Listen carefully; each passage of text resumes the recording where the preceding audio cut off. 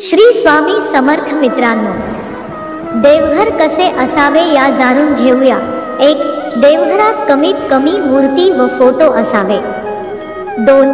देवाचे फोटो दक्षिण भिंतीला लावू नये। 3. देवघराच्या अगदी समोर तिजोरी नसावी। 4. देवघरात पूर्वजांचे फोटो लावू नये।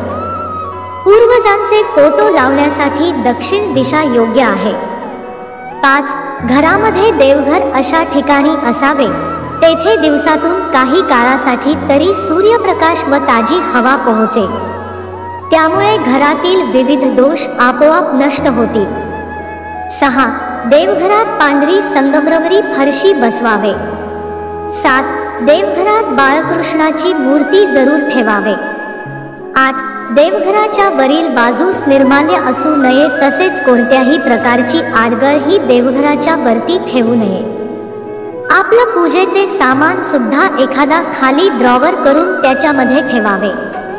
9. देवघरात यंत्र असल्यास ही उभी मांडू नयेत, जमिनीशी समांतर अशी मांडावी। 10.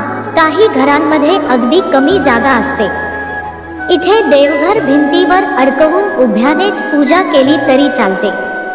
देवघरातील समरू दिवा आग्नेय कोपऱ्यात ठेवावे, तसेच धूप अगरबत्ती वायव्य कोपऱ्यात ठेवावे, कारण आग्नेय कोपऱ्यात अग्नी देवतेचा वास असतो व वायव्य कोपऱ्यात वायू देवतेचा असतो, त्याच्यामुळे हे करणं अतिशय योग्य मानले जात। श्री स्वामी समर्थ। जय जय स्वामी समर्थ।